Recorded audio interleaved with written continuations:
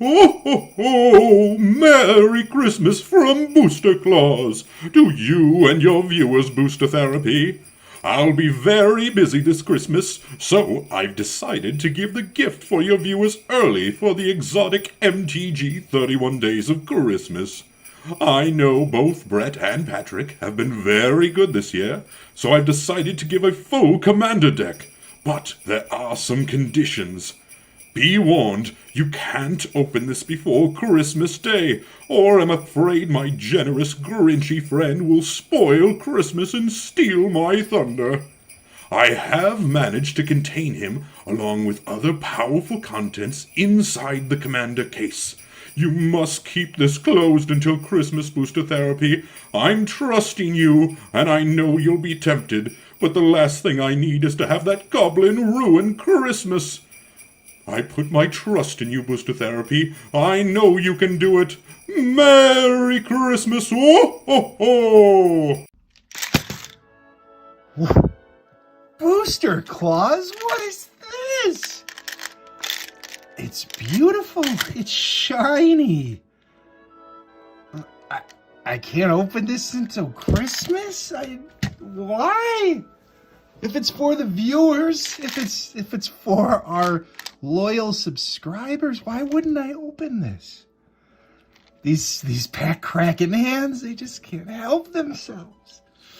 I'm sure it'll be fine if we just take a peek. Just a peek. Oh. What was that? What the hell was that? Did you guys hear that? Grumgully? That's right. Welcome back to Booster Therapy, your cure for that pack cracking addiction. We have our giveaway is a part of the exotic MTG. That's right. It's me. It's Exotic MTG. Has Exotic MTG's 31 Days of Christmas giveaway. If you guys remember, we actually kicked this off last year. And we are back again with a pretty exciting giveaway. So first, I'm going to run through the Commander deck tech for our take on Grumgully the Generous. And hopefully, you're enjoying this altar. This is Miss J Altars on Instagram. You'll probably see a little, ooh, there it is, yes. That's who did this altar for us to spice up the giveaway. This is a beautiful altar done by Maria. It looks stunning. And what better way to Grumgully than with a Grinch Grumgully and talk about a commander deck tech that's all about stealing that Christmas cheer from your opponents anyway. Also, link in the description for Miss J Altars. You guys got to check out her Instagram. Her work is simply amazing. So, with this giveaway, you get the Altered Grumgully, you get this entire deck that I'm about to walk through in a Commander deck tech. You get the case it comes in, which I'm a big fan of the Ultra Pro Satin Towers Katana sleeves. Yes, that's right, red and green. It's very Christmassy, included with some dice. So the whole thing is the person who won, and that winner will be announced at the end of my deck tech. Of course it will. First, I want to say thank you, Aetherhub. Aetherhub? How do I say that word? It's Ether. Aetherhub. They did the video before us. There'll be a link in the description for their video if you wanted to check that out. And tomorrow's video, if you're following the giveaway and subscribing and loving and liking and entering, there's a link to enter in this video. It's never too late. We're giving stuff away all throughout December. And guess what? We're so lucky. We actually have support this year from things like Wizards of the Coast, Ultra Pro, and a lot of other great sponsors. So check that out. There is so much that's going to be given away. The link is in the description. This is going to be a description full of links. Please click them all. Take the time. Give some love. The other one, though, is Amy the Amazonian. Tomorrow, she'll be the one announcing the winner for her giveaway and giving away something else that is super exciting. So, without further ado, let's take a look at this Grumgully deck. And as always, we're going to start off with the lands. I'm not going to go into detail on the lands, but I think you'll enjoy the land build that you get on this one. That's right, lots of snow-covered lands. Why wouldn't I do snow-covered? It's Christmas themed, but really every solid Gruul land you'd want. The only thing that you're not going to find in there is really going to be a taiga. You want a taiga? You go buy a taiga. I understand. I do it too. So that's the lands. You'll get them. They're in here. Also in the link, or in the description, you're going to see a link to the, the deck list. I've got the deck list posted so you can kind of check out what I did with the lands and what's all in there. But first, let's talk about ramp. So with this deck, you have the Soul Ring, because what would a commander deck be without one? You've got Thran Dynamo. I'm a big fan of this. I'm even more of a fan when it's a 2-color deck. It's never going to get in the way because it's easy to get out there, but it's just an effective way of getting mana and not having to worry about the untap feature. Rampant Growth. I don't feel like enough people play this in green.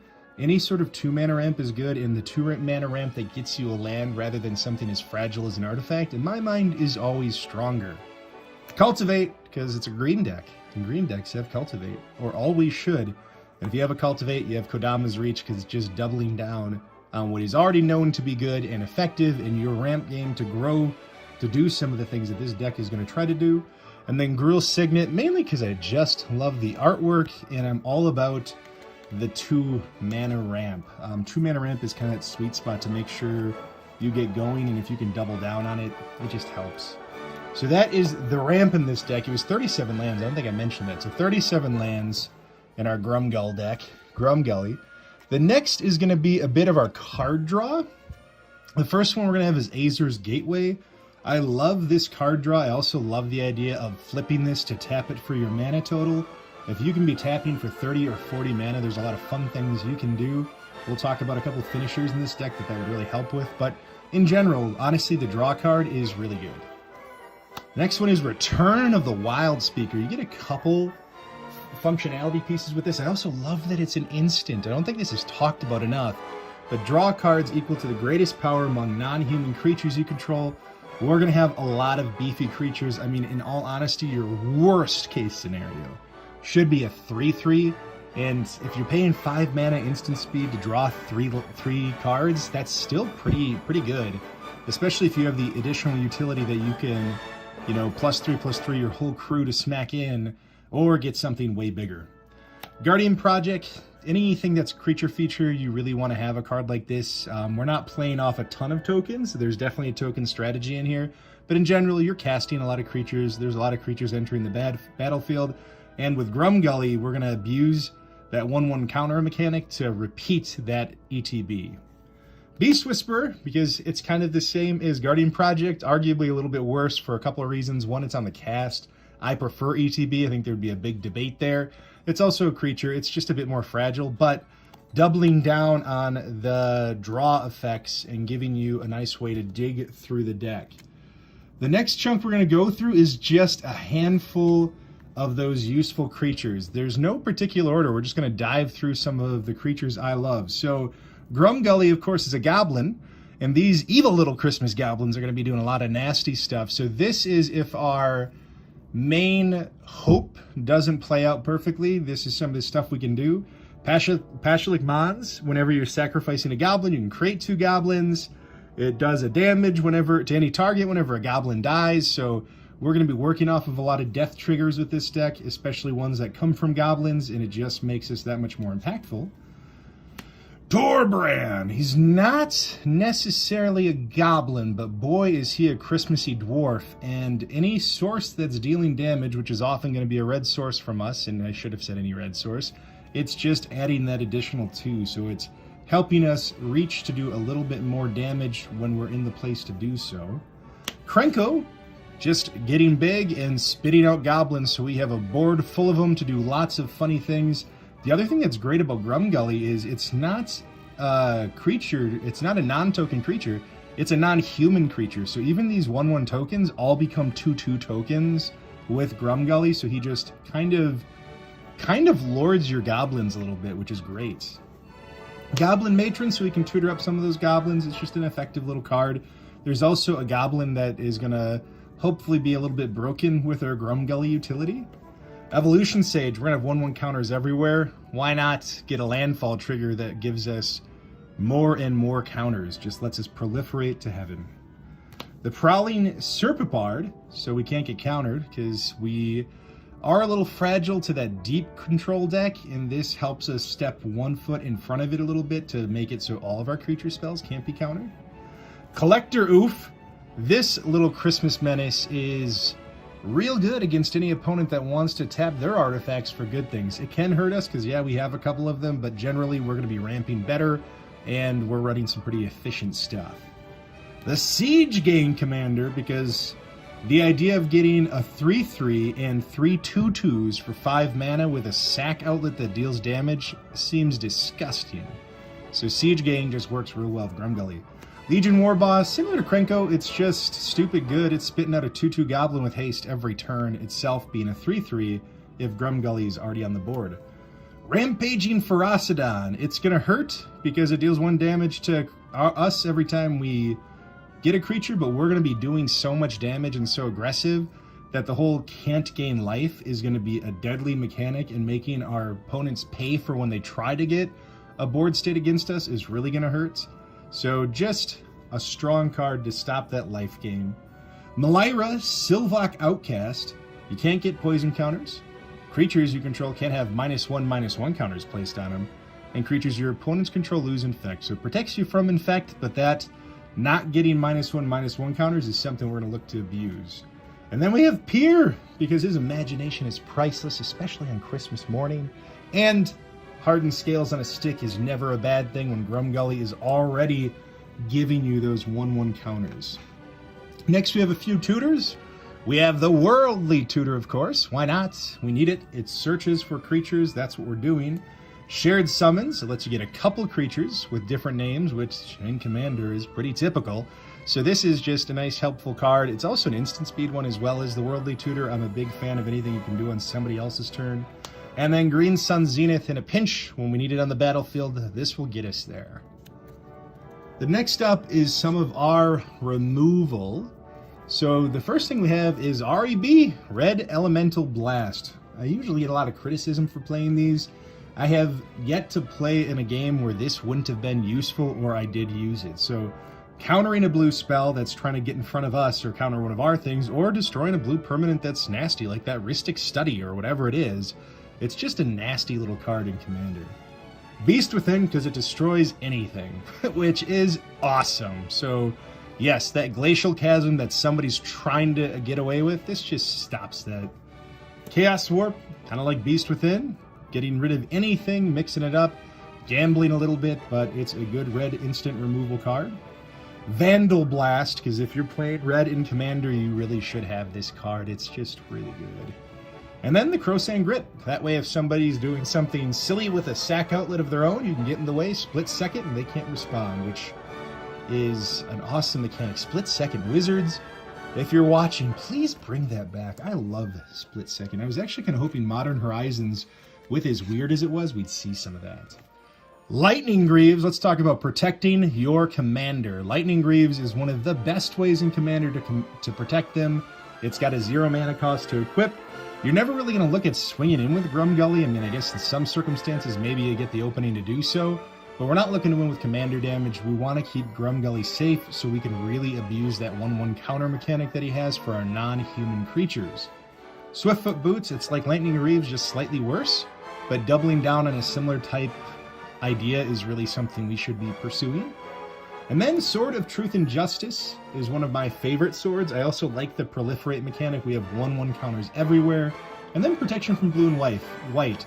So avoiding those paths to exile, swords to plowshares, the single target removal that really can be annoying is just prevented by this in a lot of ways. Next up, we're going to talk about a bit of our recursion. There's 2 spells that I have. Regrowth, it's a lot like using your Eternal Witness. I actually think this is slightly better in my mind. I think people would disagree, and I think I could see Eternal Witness fitting in here, but I really am a big fan of Regrowth. I'm also a big fan of Reap the Past. It is random, which maybe is a little bit of a downside, but man, to be able to pay 2 and X to get all of that back and refill your hand after somebody's really set you back is crazy good. The next thing we're going to talk about is some of our sack outlets. This deck has a whole lot of them because we are going to be looking at sacrificing a specific suite of creatures to do nasty things. So the first one is a staple in any sack outlet deck, Ashnod's Altar. One of those strong cards. I love that this is the old school artwork. It's just a really good way to sack a creature, get 2 colorless mana, and use it for things that make sense. Click Slither. I like this one. This is a pet card. This, I could see people putting, Phyrexian Altar or something like that in here that would work better. But boy, the idea and the thought and the dream of doing Click Slither with tons of goblins on the board and sacking them all for one vicious trample blow is so exciting. And on top of that, he's a 4/4 for 4 if you got Grumgully out there with haste. So that's exciting too. Greater Good, because it's another good way to draw cards. It's also a very clean sack outlet, so we can not just do what we want to do, but also dig to the answers if we're in a pinch. The Thermopod, it's another way to sack a creature and get that red mana. So this was my debate. I had Click Slither and I was thinking Phyrexian Altar, but I was like, I have a Thermopod. Thermopod is, in my mind, or at least how I would use the mana, oftentimes going to be that Phyrexian Altar for us. And then the Altar of Dementia. Altar of Dementia helps you mill your opponent, and there's going to be some infinite sack combos that really help you dig deep and mill everybody and be smiling like that generous Grumgully. And the Blasting Station. So this one, with Grumgully's 1/1 counter, you're going to see shortly how this thing will consistently untap as you sack and ping players down. So if you don't want to Click Slither them, if you don't want to infinite mana them, if you don't want to infinitely deck them, why not do infinite damage with a Blasting Station? So let's talk about the creatures that help us really abuse that Grumgully combo. First one up is the Lesser Masticore. So this is a 2 colorless 2/2 that you have to discard a card when you cast it. Masticore. That means it's non-human, just so you know. And it has, most importantly, Persist. And if you don't know what Persist is, when this creature dies, if it had no -1/-1 counters on it, return it to the battlefield under its owner's control with a -1/-1 counter on it. So here's the thing. There's 2 ways to make this go crazy. The first one is the one that you hope for because it's flavorful and you want the Grinch on your board. If Grumgully is out there, and if you sacrifice this, it will persist and it will come to the battlefield again with a -1/-1 counter on it. But since Grumgully gives it a 1/1 counter, it actually wipes it out and negates it. They cancel each other out, so it just comes back as its whole 2/2 self again. You can sack that infinitely and rotate through that to do whatever you want with that sack outlet, as long as Grumgully is on the board and your creature has Persist. The other way is that Malira? The Sylvok Outcast? If Grumgully is somehow locked up or, imprisoned in the moon, and you can't answer it, the Sylvok Outcast does the same thing. It keeps it so we don't get the -1/-1 counters, and we can do that infinite sack ability. So we've got a couple ways to make sure the utility plays out. So let's talk about the other creatures.